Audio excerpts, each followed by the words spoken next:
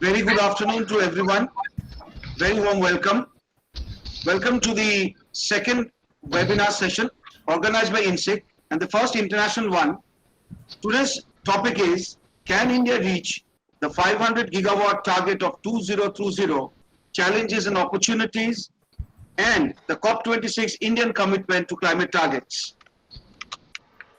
International Solar Innovation Council InSIC was formed in Helsinki on the 25th of July 2017. It's an international non-governmental organization working to promote the solar energy-based technological solutions and innovations in remote parts of the world.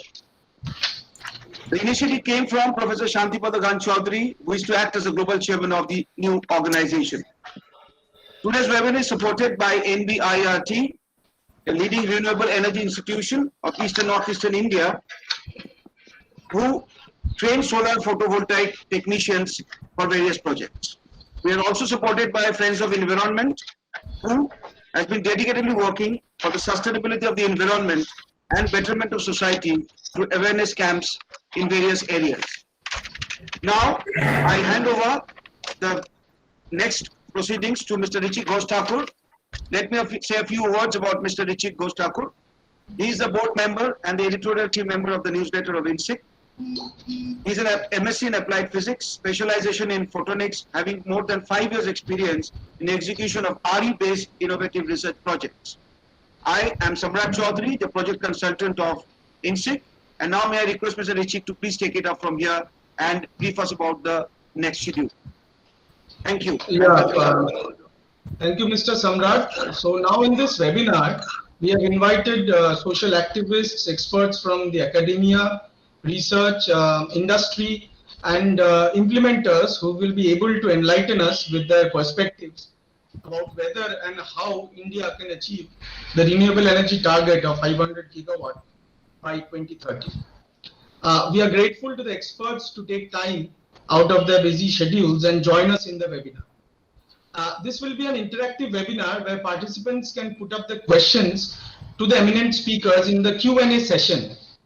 I would like to inform the participants that you may post your questions on the chat box, and in order to do that, please put your name and then the speaker's name who you wish to address to, and then your question.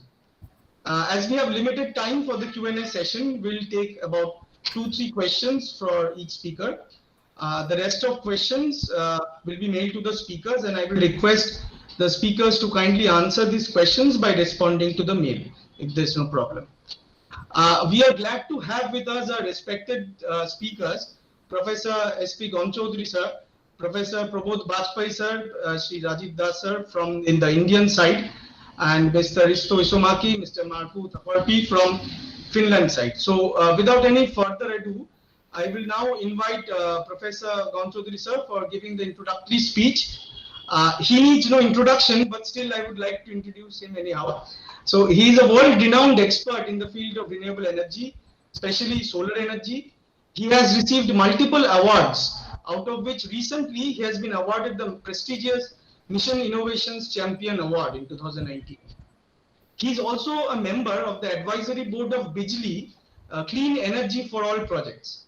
He has worked for 27 years in this field in various government departments and energy development institutions and bodies. So sir, we would like to share your presentation and you can continue with the presentation. Chinmoy or Anudev, can you share sir's presentation?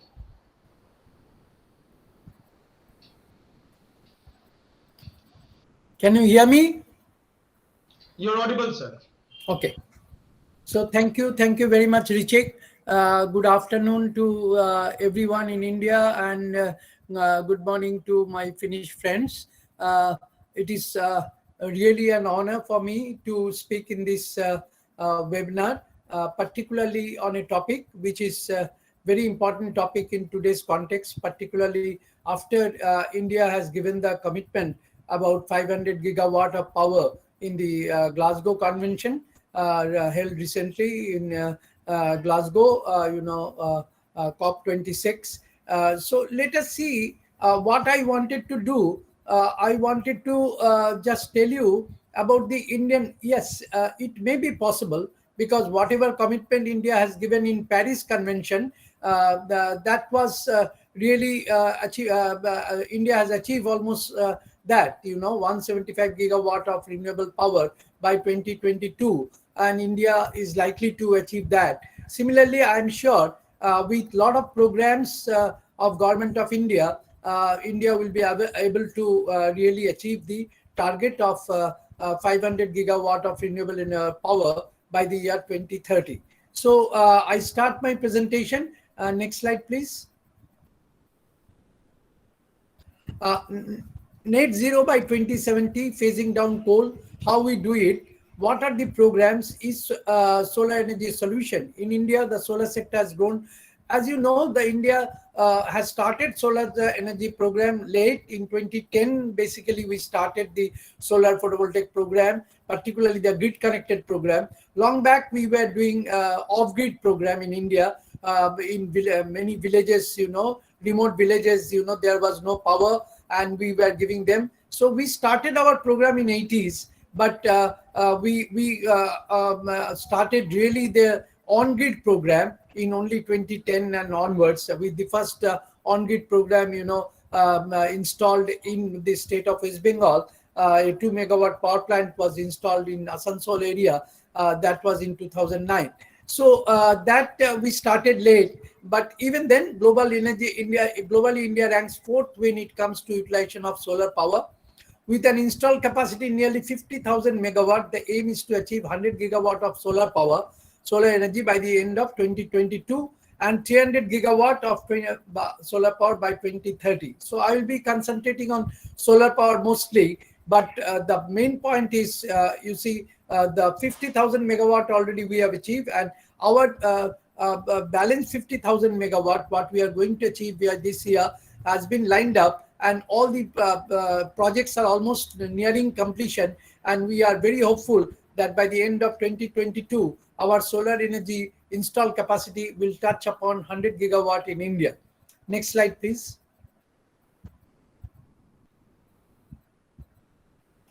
Next slide. Changing lives for the better. According to the Ministry of New and Renewable Energy, as you know, MNRE is the main line ministry for promoting renewable energy program in the country. So about 5,000, according to them, about 5,000 trillion kilowatt hour power energy is available over India's land area, with most parts of receiving 4 to 7 kilowatt hour per square meter per day. From an energy security perspective, solar is the most secure of all sources, as it is abundantly available. That is also one important point. India is a tropical country where we get a lot of solar energy. So the target, whatever we have fixed up, the 300 gigawatt of solar power and 500 gigawatt of renewable power. So the potential of renewable energy in India is quite high, significant. It is more than 900 gigawatt. So whatever we have fixed up the target 500 gigawatt, the potential is available. So we need to only tap that. Theoretically, small fraction of the total incident solar energy can meet the entire country's power requirement. That is also true. India's, if we can tap a part of solar energy, whichever is falling down in Indian landmass, that is good enough to cater the need of the energy requirement of India. There has been a visible impact of solar energy in the Indian energy scenario during the last few years. Solar energy-based decentralized, as I have already mentioned, and distributed application have benefited millions of Indian village. Over the years, we have done that job, and from the 1980s, 1990s, and first decade of the 21st century, we have mainly concentrated on distributed solar energy application, and we have electrified many villages. We have given electricity to many of the households. We have given electricity, but that was off-grid mode. But over the years, the solar energy sector in India has emerged as a significant power player in the grid-connected power generation capacity. It also supports the government's agenda of sustainable growth. Next slide, please.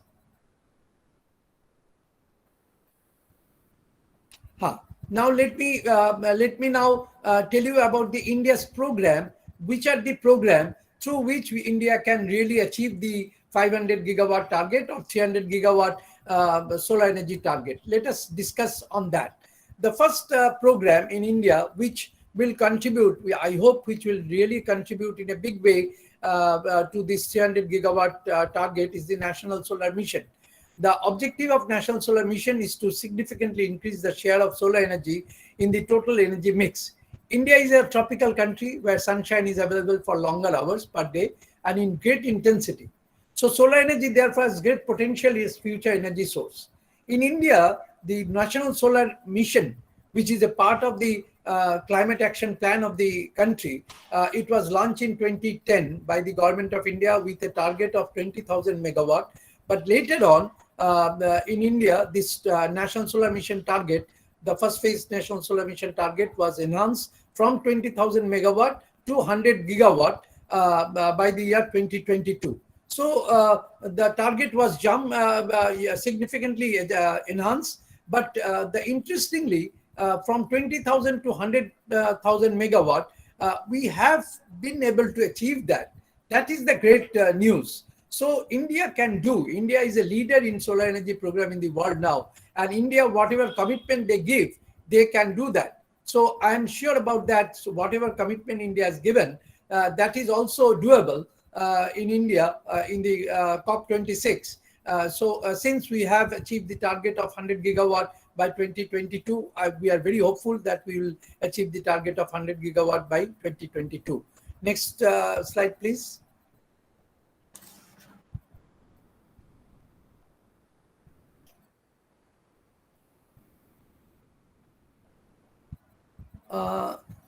Earlier slide one, earlier one.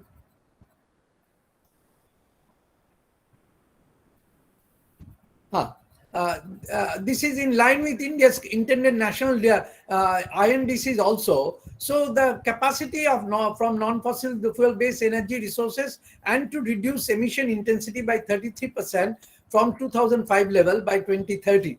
India has already achieved more than 50,000, as I have mentioned, and 37,000 megawatt of solar power is in the pipeline. One estimate shows India has the potential to produce as much as 900 gigawatt of renewable energy from commercially exploitable sources, much of it from solar energy. So 900 gigawatt potential, commercially exploitable potential we do have in India. So we can easily go for 500, we can fix up a target of 500 gigawatt. That is no very big target. It is a doable target, and out of 900 gigawatt, that is also theoretical, that is also potential so far as calculated, but I'm sure it will be enhanced like anything in future. India's peak demand, if you see, it is 184 gigawatt in 2021. Estimates suggest demand will rise to 295 gigawatt by end of 2022 power demand, and it will be 690 gigawatt by 2036. So 500 gigawatt if we produce from renewable, so out of 690 gigawatt, 500 gigawatt will come from renewable. That is quite significant, and India's commitment to go for net zero by 2070, it will be a step towards that. Under National Solar Mission, the states like Karnataka, Gujarat, Rajasthan have done significant progress. Karnataka itself has done more than 5,000 gigawatt of solar power, under the National Solar Mission. Next one, please.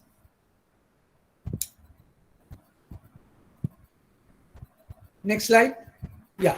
This is another program of India, as I have mentioned about National Solar Mission, which will contribute significantly in the achievement of 300 gigawatt solar power. Similarly, PM Kusum program, which is really a pump program, the scheme aims to ensure energy security for farmers in India. Solar pumps are an important component of the solar off-grid program, as it provides reliable irrigation facility in rural, remote areas of the country. About 2.37 lakh solar pumps have already been installed under solar pump program. It is a huge program in India, and under PM Kusum scheme, the aim is to install new standalone solar pump in off-grid or grid-connected mode. It may be a grid-connected system, it may be off-grid system, and our target is 15 lakhs, that is 1.5 million solar pump under solar grid-connected pumps shall be installed under this program and which will add on the installed capacity by 25,000 megawatt or 25 gigawatt.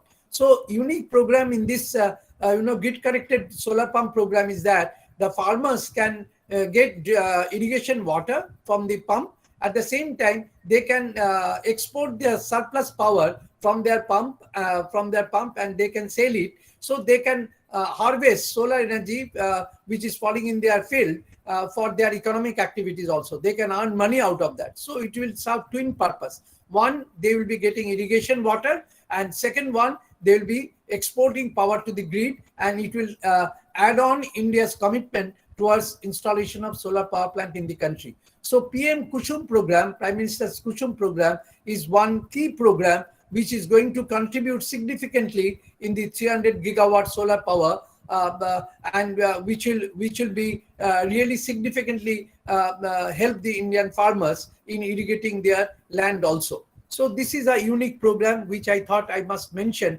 that this is also one unique program through which we can really achieve the target of 300 gigawatt. Next one, please. Next slide.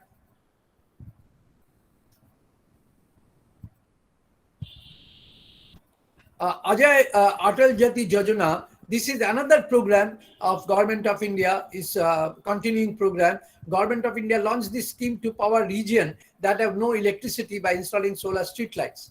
A huge number of solar street lights we are installing under this program. Solar LED lights were installed in rural, semi-urban and urban areas. About 2 lakh solar LED lights has already been installed under this scheme. Ministry is also implementing a scheme for 70 lakhs, 7 million solar study lamp from the school for the school students, which is also going to add in a big way to the solar installed capacity 300 gigawatt, our ambitious program, which we are going to achieve. We are hoping to achieve the target. So 7 million solar study lamps are going to be distributed to the students, school students of India, particularly the rural students, with high quality and affordable clean light. So this also, you can see, this will help the rural villages, rural households, and also the rural students who will be getting uninterrupted power supply to study, because we are all aware that many of the rural areas still in India, they don't have electricity. Next one, please. Next one. Yeah. This is CPSU program. In addition to Government of India's program, central public sector undertaking, like NTPC, like Coal India, like ONGC, they have been given a target of 12,000 megawatt solar power plant to be installed by them under VGF, that is viability gap funding. Government of India is supporting with the viability gap funding. This is also a major program in India. This CPSU, the central public sector undertaking, they are coming in a big way to contribute to install large size solar power plant in India. The solar park program in India is a huge program where 5,000 megawatt or 10,000, even 10,000 megawatt solar parks are being targeted. We are all aware about Charnaka solar park and Bhadla solar park in Rajasthan. Solar parks have emerged as a powerful mechanism for the rapid development of solar power projects. It is a wonderful program. Under this program, the entire infrastructure is developed by the government. The land development, the substation, the power evacuation system, the road, and everything is developed by the government. And the private sector, they are setting up the large size, 1,000 megawatt or more than that, in that range, the solar power plant programs in the solar park. So this is also coming up in a big way, and I'm sure this will also contribute in a large scale, to achieve the target of 300 gigawatt of solar power by the end of the 2030. Next one, please. I think I'll finish within 2 minutes time. Next one.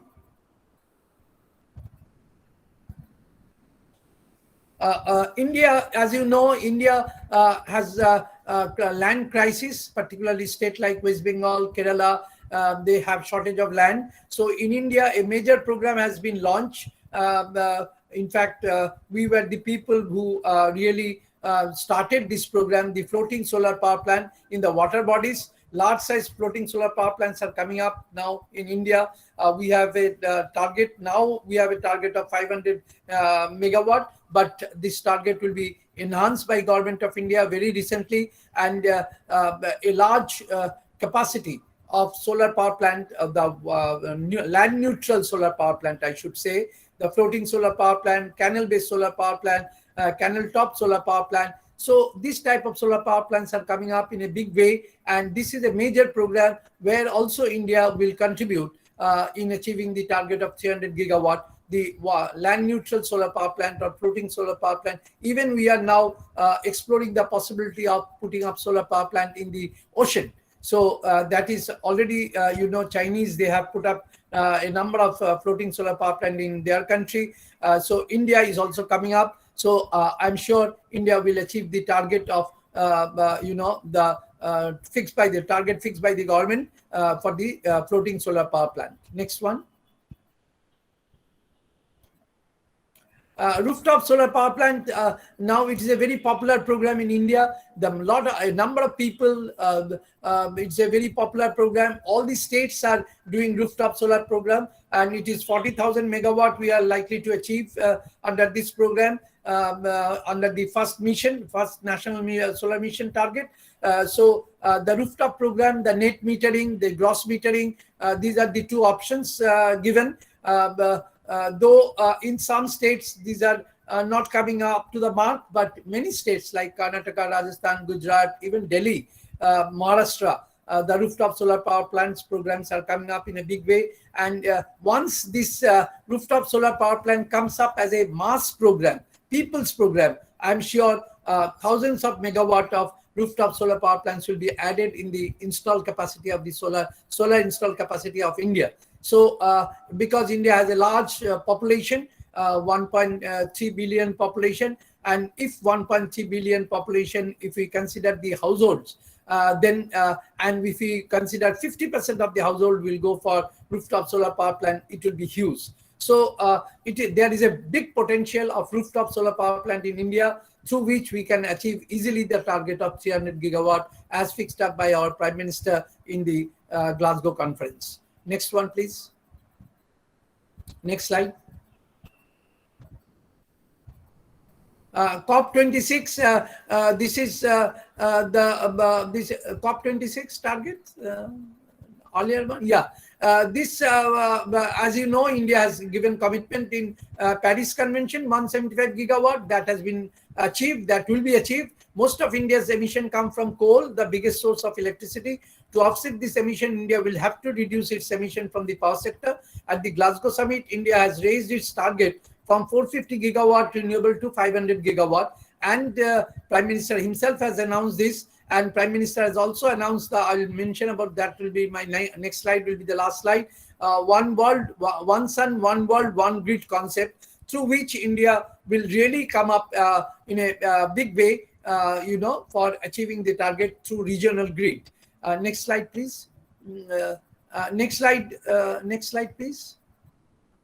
Yeah, global grid harnessing solar energy wherever the sun is shining. This is a unique program linking about 140 countries. India and United Kingdom will launch a global solar grid linking 140 countries of the globe. Though it is a very ambitious program and it may take 20 years more time ahead, but I'm sure before 2047, India's 100 years of independence, this program will be launched in a big way, and a lot of research activities are going on this one sun, one world, one grid. India is the leader in this program with the partnership of UK. About 70 countries have already all signed that they will be partner of this program. Its aim is to harness solar energy wherever the sun is shining as the earth completes its 24-hour rotation around its axis and transporting the electricity generated to areas that need it. So next slide. The global grid is a difficult project. There are, as I have mentioned, there are many challenges, but major solar scientists believes that such projects may come up in next 20 to 30 years time. India is the first country with solar high resources. Now India has huge solar panel manufacturing capacity and significant trained manpower also. So the need of the hour is to only frame a good policy.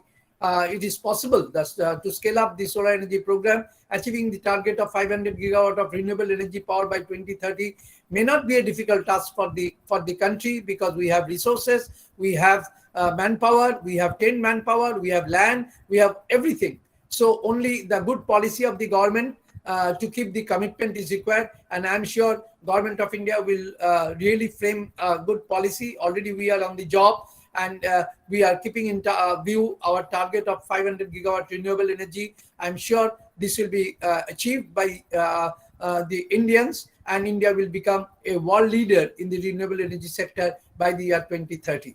So thank you all for patient hearing. If you have any question, you can send it. I'll be available for answering your question. Thank you very much. Thank you so much, sir. We'll take all the questions during the Q&A session. So next, I will request our keynote speaker, Professor Prabodh Bajpai. Professor Bajpai is an associate professor in the Department of Electrical Engineering at Indian Institute of Technology, Kharagpur in India. He has received the BE degree in Electrical Engineering from IIT Roorkee, the MTech degree in Energy Studies from IIT Delhi, and the PhD degree in Electrical Engineering from IIT Kanpur in 2008. He has joined as the assistant professor in the Department of Electrical Engineering, IIT Kharagpur, India in May 2008. Currently, he is working as an associate professor in the same organization. He was also the joint faculty in the School of Energy Sciences and Engineering, IIT Kharagpur, from 2015 to 2021. Sir, I would request you to carry on with your presentation. I think you can share it with your presentation. You have already shared, okay.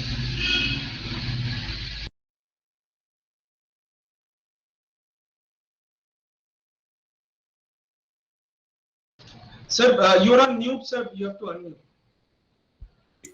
Yeah, can you hear me now? Yes, you're audible, sir. Thank you very much. Thank you, Richvik, and thank you very much for giving me this opportunity.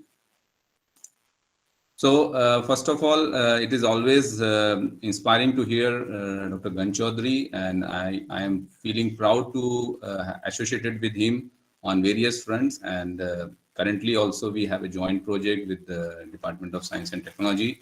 And he has given a wonderful overall overview of various schemes going on, facts and figures. So I will try to add a few more things and about this target or mission. So let me go ahead with this. I think you can see my screen clearly. Yes, we can see, sir. Okay, thank you. So first of all, we should understand this mission. What is this mission? This mission has two parts actually, broadly. One is that 500 gigawatt capacity, and second is the 50% energy from renewable energy sources by 2030. Now there is a catch here, and that is an interesting catch, is installing 500 gigawatt of non-fossil fuel energy capacity, first part. And second part is of 50% of energy requirement through renewable energy. Now there is a difference, slight difference between non-fossil fuel and renewable energy sources. So non-fossil broadly includes two major sources like large hydro and nuclear also. So it is not just all the renewables, it includes these two, which are not considered as a renewable as per the facts and figures of our system. So large hydro and nuclear are considered to be not in the category of renewable sources. Now, with this 500 gigawatt from non-fossil means we have to go ahead with a very fast rate of around 40 to 50 gigawatt, around 45 gigawatt per year for the next 8 years coming up by 2030. So that is the first part of this mission. And the second part is about 50% of energy requirement through renewable energy sources. Now renewable, mostly as Professor Ganchodri has mentioned, solar has a huge potential, 900 gigawatt. So definitely the solar has a major part to play in this. And second is definitely the wind power. So answer is yes, definitely it is a very, very ambitious target, but achievable. And it needs definitely a Herculean effort from all the stakeholders.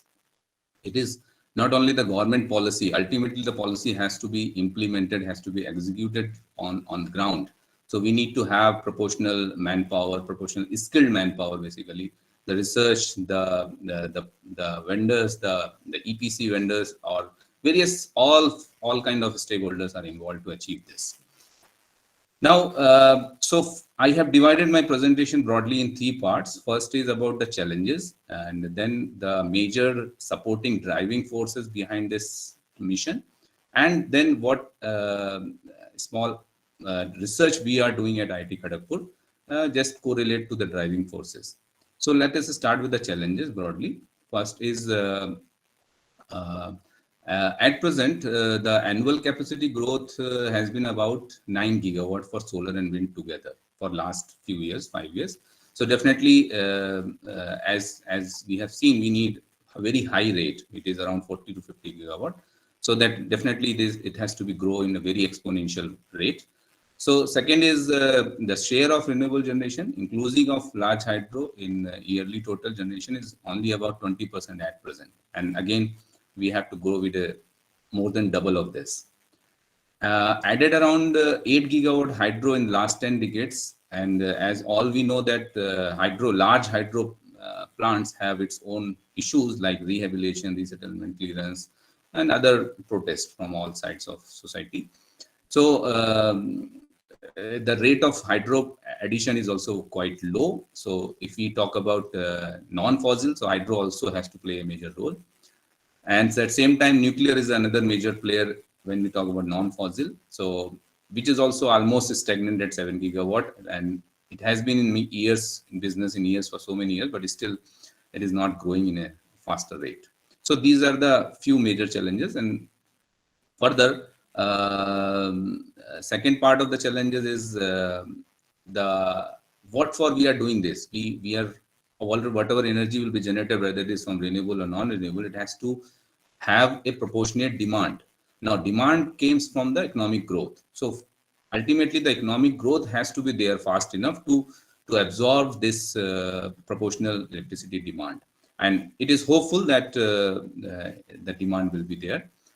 Another aspect is the network system operator like distribution companies.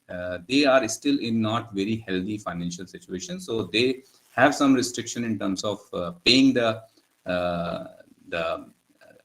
paying ability is not very conducive.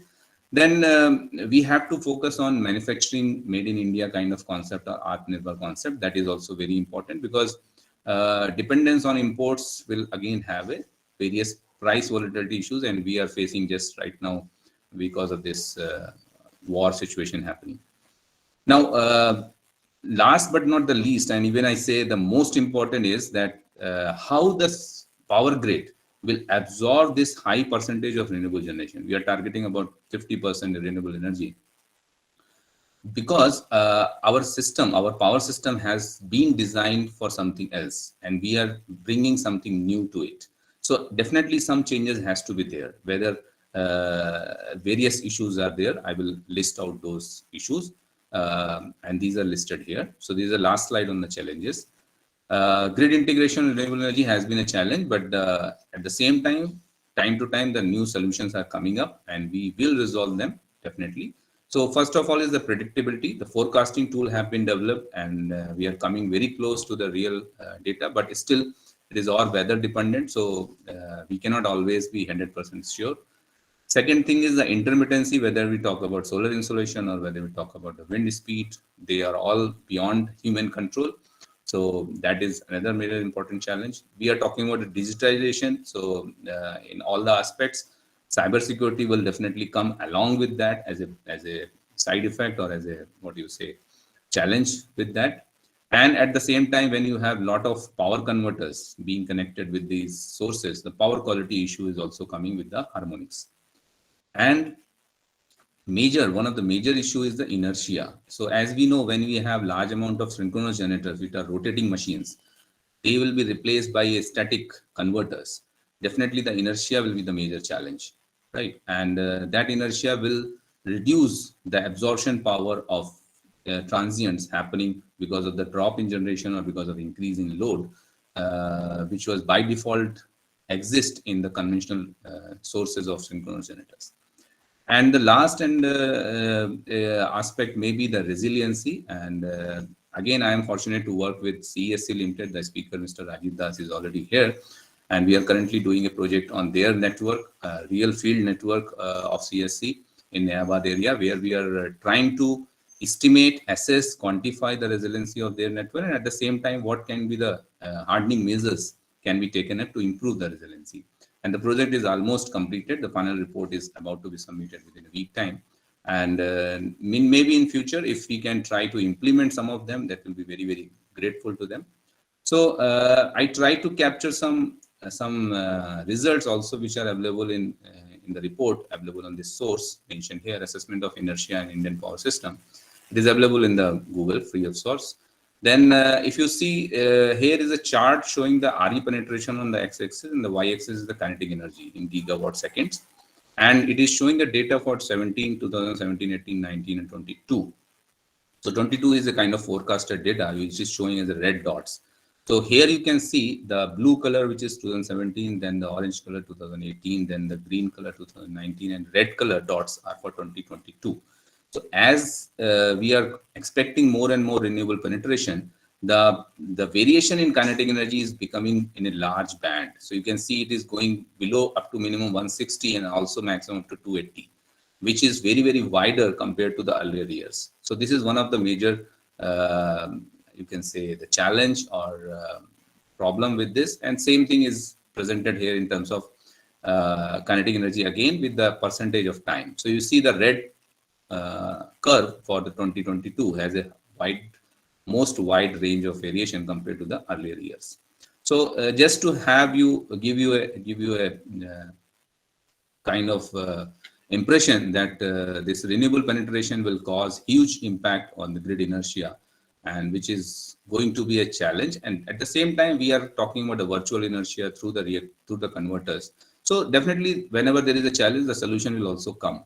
Maybe take some time, but definitely it will come along with it. And that is the motive for our research and academia and collaboration with the industry.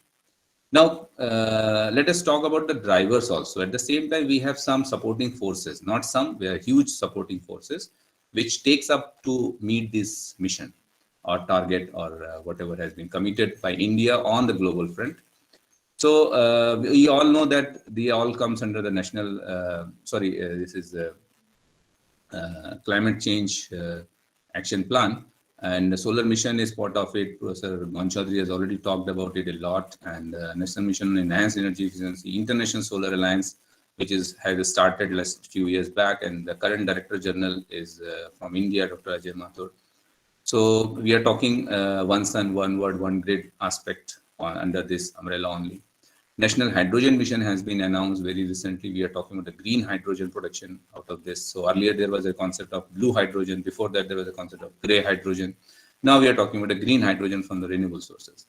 So there is a huge potential, and many of you might have seen the commercial advertisement has started coming from Hyundai cars, where they are driven by hydrogen through fuel cells. So it is not no more theoretical concept. So, and that is connected with this transportation sector and emerging the electric vehicles, agriculture sector, industrial sector, everywhere this has come up. So we are talking about integration of various sources, integration of multiple energy storage technologies.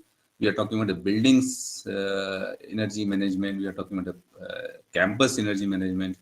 And at top of that, the most heavy driving force is the cost of solar PV, which has been declined so fast and now has come down below 2 rupees per unit, which is really very encouraging.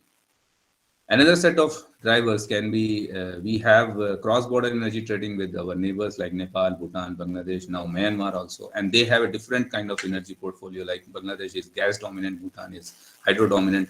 So that will also help us to do this. And currently USAID is having a project with NTPC, where they are talking about that how this cross-border energy trading can enhance through the renewable integration. So pumped hydro is well-known global long-term storage option and cost-effective also. We all know that. Advanced technology has been coming up in battery, which is again declining its cost, and it has been deployed also in a large scale. Even CSC has also, I think, has come up with some storage in their network. There are various range of storage technologies available for advanced batteries as well as thermal storage and economical options to meet the peak power requirement. So that helps to shape the peak load also. We're talking about microgrids, we're talking about mini grids, which helps in various application at the rural levels.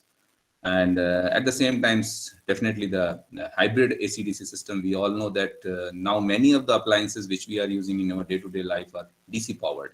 The laptop, the desktop, the mobile phone, even many such devices, LED lights, BLDC fans, which are coming up, which are DC powered. So why we convert AC to DC and then again feed it to the appliance in a AC form? So directly, why not we feed the DC power? Because solar is a DC powered source.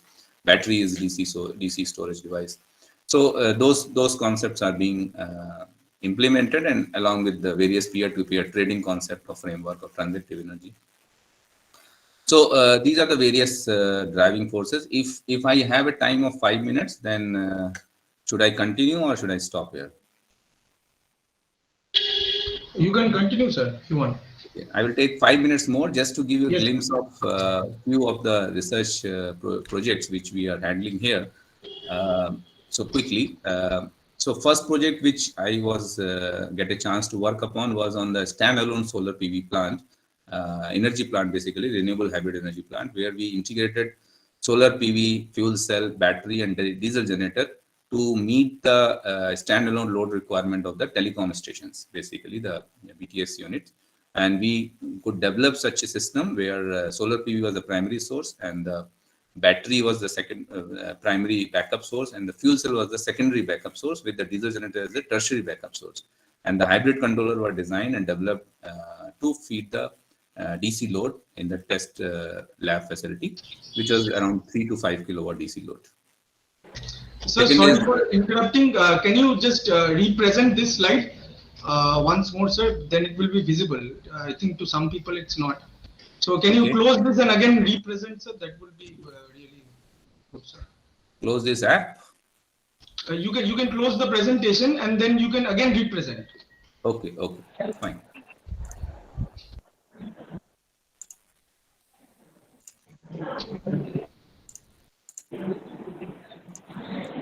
Yeah, is it okay now? Is it okay now? Yes, it's okay, sir. It's okay. Great. Okay, fine. So second is related to solar PV powered micro irrigation system, where you may be knowing that IIT Kharagpur is a unique institute where we have agriculture and food processing engineering department also. And there we get a chance to integrate this solar power system for micro irrigation in agriculture purpose. And we have designed a system which was simulated, then implemented, then further improved upon. And also the field trial was done. So this is a solar PV installation with the water pumping facility for irrigation. And the same time on the irrigation side, the micro irrigation system was designed.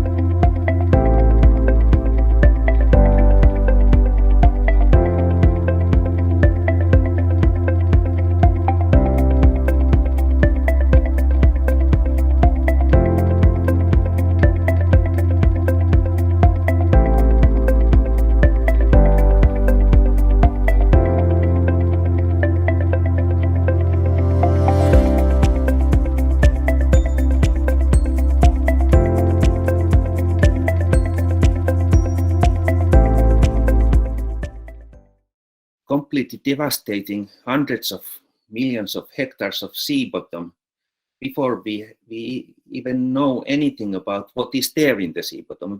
At the moment, we don't even know whether there are 100 million, 10 million, or 1 million species living at the oceanic seafloor. So this is problematic. one solution would be to move from lithium batteries and vanadium batteries to other ecologically more friendly battery options like sodium batteries, because sodium batteries can be made from waste and recycled materials. Basically, they need only sodium, which is produced by every plant making drinking water from seawater, every desalination plant. And besides that, they only need silicon and carbon and sulfur, and all this is available as waste material in vast quantities. And actually, it seems that the world is already starting to shift from lithium batteries to sodium batteries. India bought Paradion, one of the leading manufacturers or developers of sodium batteries in the West, and one of the largest manufacturers of batteries for electric vehicles in China, CATL, has also announced that the future is of sodium batteries. But I don't think that we should aim at solving the whole problem with batteries either. But actually, InSIC has been promoting another much cheaper and much more ecologically friendly solution to this problem as long as InSIC has existed. Actually, the InSIC network, or the network of people that later became InSIC, has been promoting this solution for even long time than InSIC has existed. And it may be that this solution has actually emerged from the InSIC network, or the network that became InSIC. I think the global origins of this idea may be in the InSIC network, because I have not found any traces of the idea being mentioned by anybody anywhere before we started to speak about it. I mean something that is beginning to be known as second generation pumped storage hydropower. Pumped storage hydropower was already mentioned a couple of times, and there's nothing new about it. It's a very old solution because it's the cheapest way to store power. It basically means that when you have extra electricity, you pump water upstream from one reservoir to another one, and when you need more power, you let the same water run back via the hydro turbines. Average round-trip energy efficiency of pumped storage hydropower is between 70 or 80%. So generally, you lose between 20 or 30% of the electricity. But if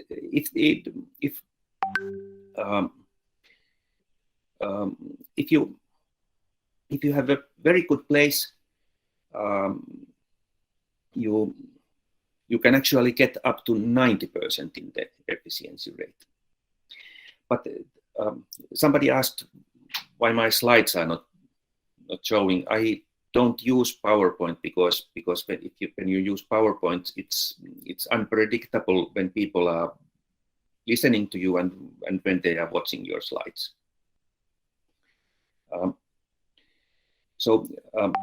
But the traditional pumped storage hydropower is still considered as only a rather minor solution to the problem. There is currently only about 181 gigawatts of pumped storage hydropower in the world. And for example, IRENA, the International Renewable Energy Association, is expecting that to grow to only 325 gigawatts by 2050. The InSIC solution, or one of the solutions propagated by InSIC, is slightly different. We are saying that we should convert much of the already existing hydropower to pumped storage hydropower. We have been saying that we should start thinking every hydropower plant, every reservoir as also pumped storage hydropower. We have 1,100 gigawatts of hydropower counted as nominal power in the world. That is only 400 gigawatts of continuous power because the river flows are fluctuating so much. But the existing capacity in terms of water of the major reservoirs of the world is 6,000 cubic kilometers, which is huge.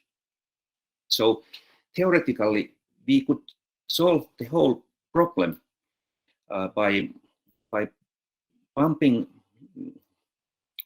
converting the already existing hydropower potential to chains of reservoirs that are also used as pumped storage hydropower.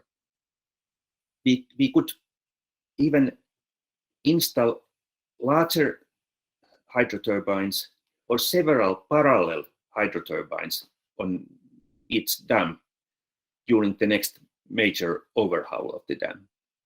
For example, in Finland, we have at least 50 days during the winter when the wind is blowing very hard. So we could pump the same water 50 times upstream from one reservoir to another one and use it. The power just created 50 different times in a way. This would be probably the cheapest and the most convenient solution to the whole problem. And at first this idea was not taken very seriously, but India was actually the first country to take the idea seriously, and now there has been at least one pilot project in India, which I think is already being implemented. In 2018, also United States started to take this idea seriously. The state of California and the city of Los Angeles. The Los Angeles Department of Water and Power is now planning to convert the whole river Colorado to pumped storage hydropower, to second generation pumped storage hydropower. This includes Hoover Dam, which is one of the most famous and iconic large dams in the world. This will cost $3 billion. The plan is that the project would be implemented before 2030, and that it would make California at least 70% based on renewable energy, possibly even 100% based on renewable energy, but at least 70% based on renewables. And there is also a company established to plan similar projects to other parts of the United States called Daybreak Power. But I would say that this is probably one of the important solutions to these problems, both in India and in Europe, and looking more carefully about all the possibilities provided by this approach might also make it easier for India to reach this 500 gigawatt goals and the next goals it's going to set after that. I think I have used my time, so I could stop here. Thank you very much for the opportunity to mentioning these words. Thank you. It was an excellent talk, Mr. Sir, and now I think we'll take about 10 minutes for some questions. First question we have from From Mr. Sujan Gayan, I think this is directed to Mr. Rajiv sir. Can you answer the question? Are you there? Hello. Okay. So the question is how can we tackle over generation of solar power? See, solar power is considered as must run. I mean, whatever may be the reason, whatever may be the system demand, we have to allow running solar power. Now, we have to back down our other sources, say coal-fired or whatever, to the technical limits. Even then, if it is not possible, then only, or if there is any constraint in the transmission distribution network, then we will stop the solar. That is the option at present now. But in future, in near future, we hope that there will be other sources, solutions like battery storage or whatever. So through that, we can allow RE sources to its 100% capacity. Thank you, sir. Now we'll take the next question from Mr. Binay Kumar Shaw from Vishwa Bharati, and this is directed to Professor Prabodh Bajpai. So the question is, can flywheel storage solve the problem of inertia? Yeah, definitely flywheel is being one of the storage technology, but here we are talking about the bulk storage when we talk about the grid level storage. So here we are talking about hundreds of megawatt. So the technology has to be well established, technology has to be cost effective. Therefore, the flywheel is not a good option when we talk about hundreds of megawatt level storage. Flywheel can be used, but at a lower scale, not at that scale. Thank you, sir. So another question also directed to you, which is, do you think domestic manufacturing of PV modules can cater the requirements of our country to achieve the 500 gigawatt target? Yes, definitely. I have already mentioned also the at this point, I think in my presentation, that this domestic manufacturing will definitely help, and still we are importing the wafers or cells to make the modules. We have module manufacturers, and Vikram Solar is one of them. And so if we start making from very beginning, from the raw silicon level to cell to wafer to module level, then definitely it will increase the production as well as reduce the cost.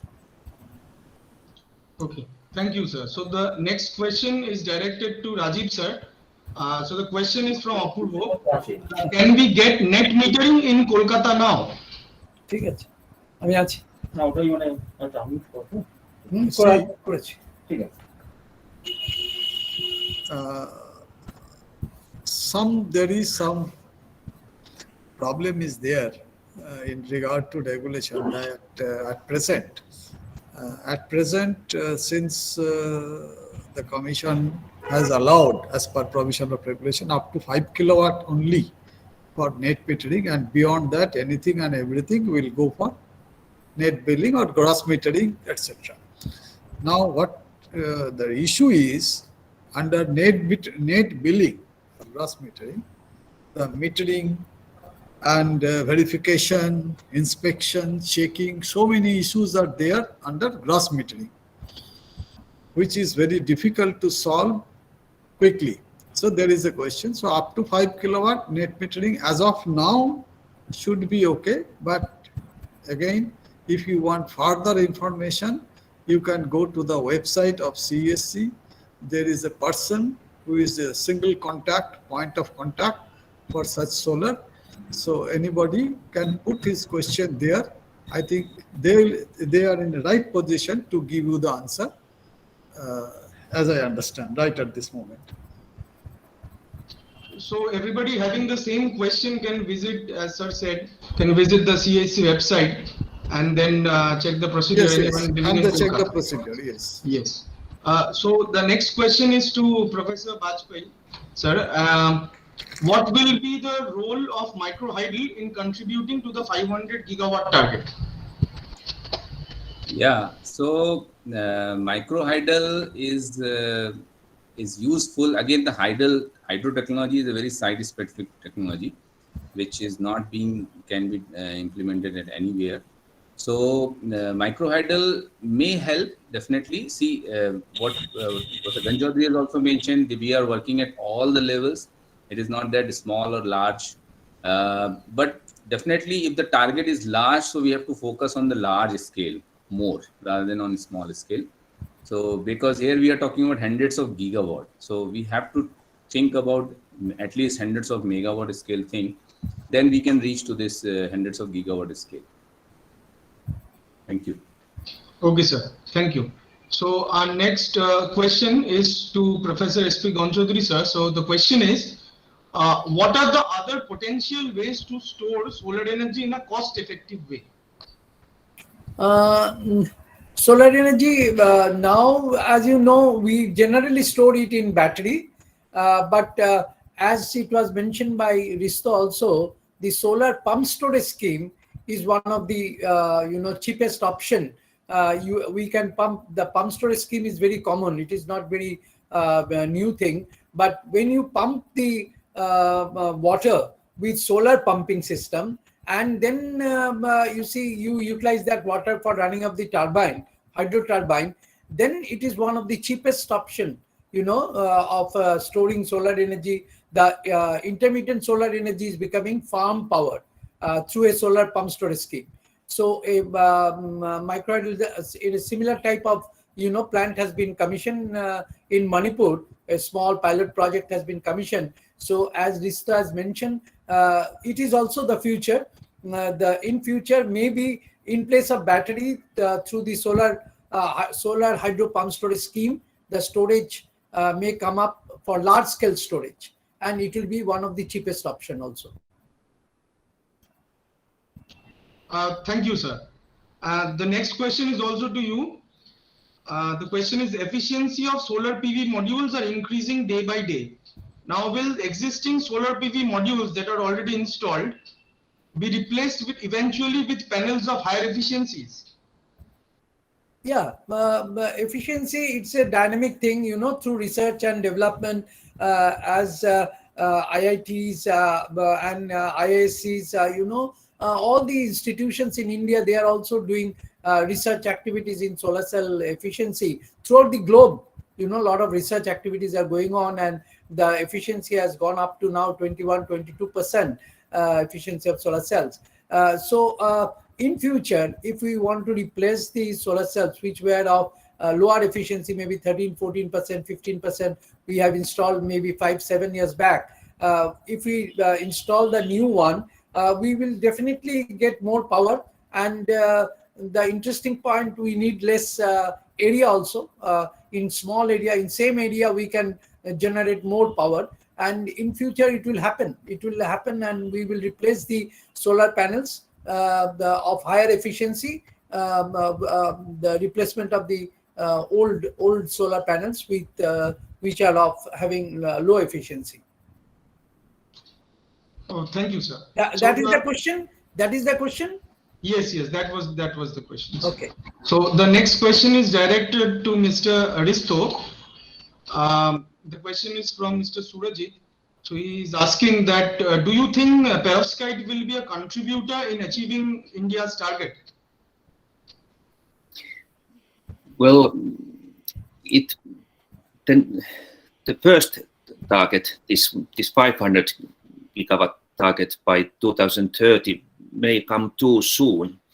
I think if India sets other targets after that, it's probably going to be an important factor. But for example, Professor Konchaudhuri's assessment of perovskite is that it will still take perhaps, I think you said from 3 to 5 years before they will have mass manufactured commercial products. So that's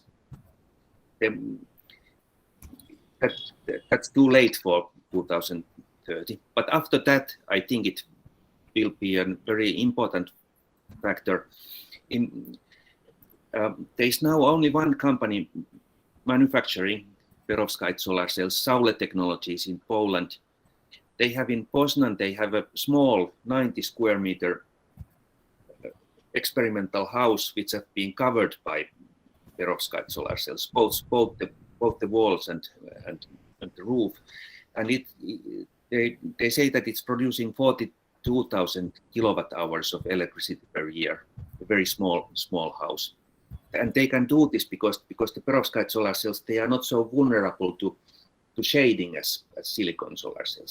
So the production doesn't collapse even if there's a little bit shade in the wall. Oxford Photovoltaics, a couple of years they announced that they would start producing roughly at this time, but nothing has been heard from them since that. So I think the professor is right when he's saying that there seems to be more problems than the companies working in this field are admitting. So it's not going to come as soon as I hoped and as some other people hoped, but I think it will still be very important in time. Thank you, sir. Absolutely. And another question is from Priyanka to you. How can India and Finland cooperate to achieve this target? We, of course, are cooperating very actively inside InSIC, and it would be very nice if all of you who are interested in this kind of cooperation would join our network.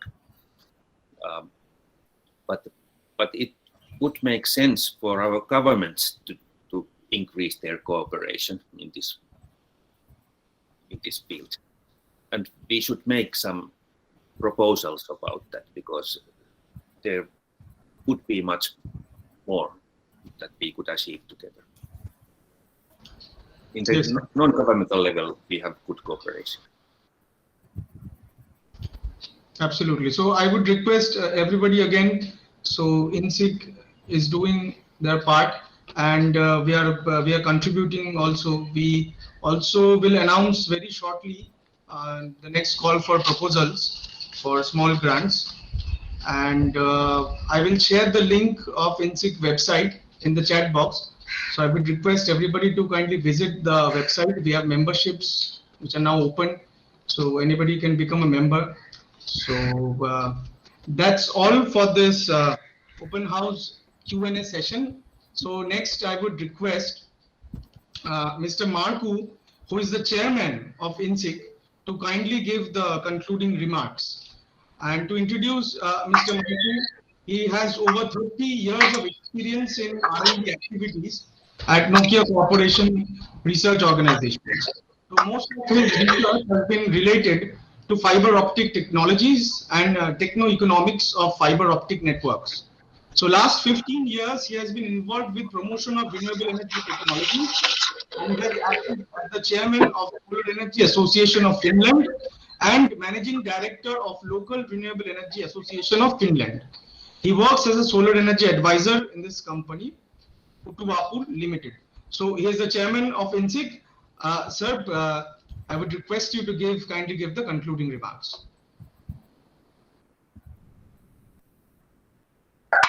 Sorry, mic was not on. So thank you, Rishi, for the nice presentation.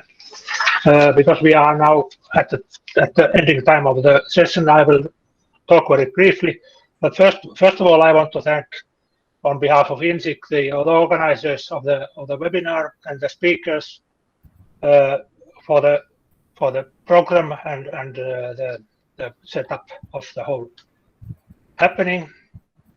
And if you look at the program that we have seen, I think we have seen a quite a good overview of the situation on how to achieve this target of 500 gigawatts by 30 of renewable in India.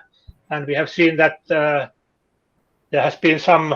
are some potential problems, but on the other hand, there are lots of programs on various areas to tackle those problems and achieve that target.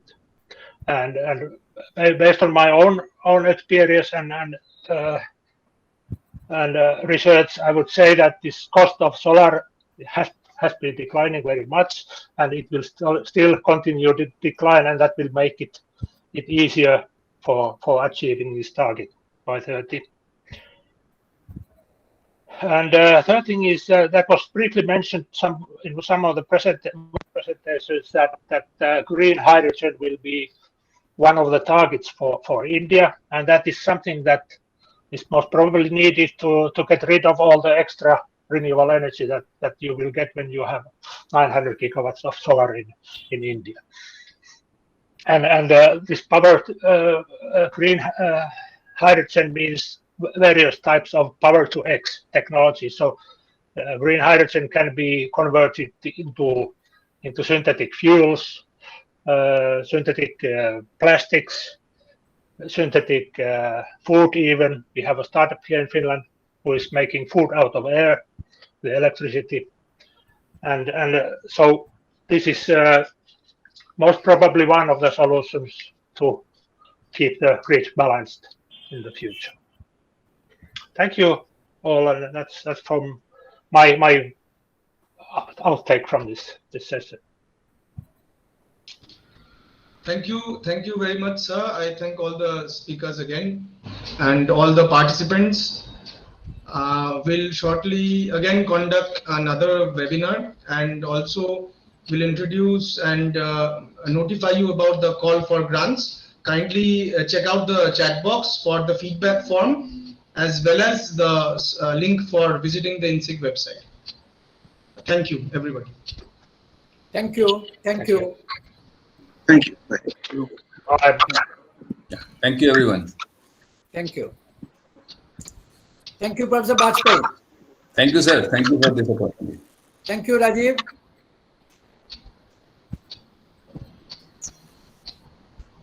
So we will have a webinar tomorrow on our project. Yeah. Tomorrow from 3 to 5, I think. Yeah? Yes, 3 to 5. Something like that. Yes, we will have.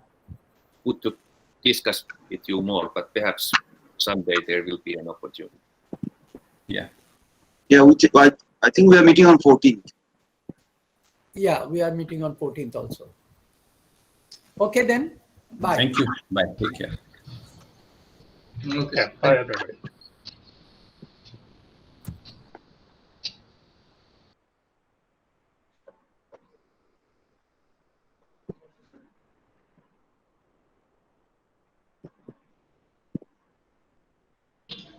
Once again, please check out the feedback form.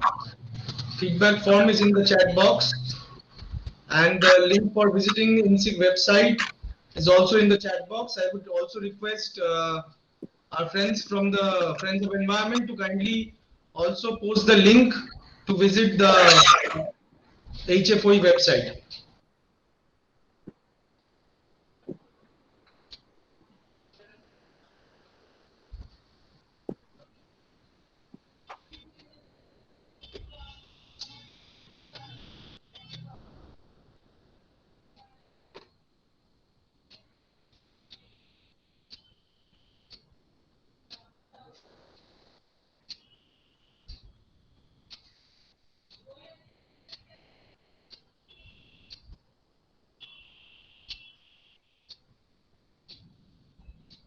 We'll be closing this meeting in about 2 minutes.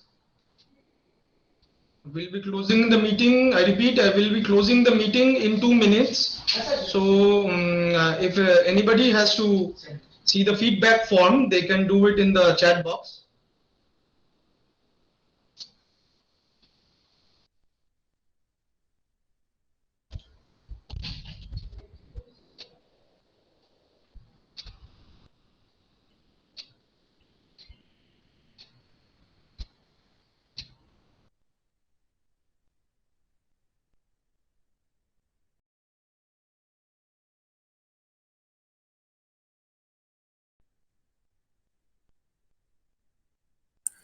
Mr. Chinmoy Pal, please close the meeting.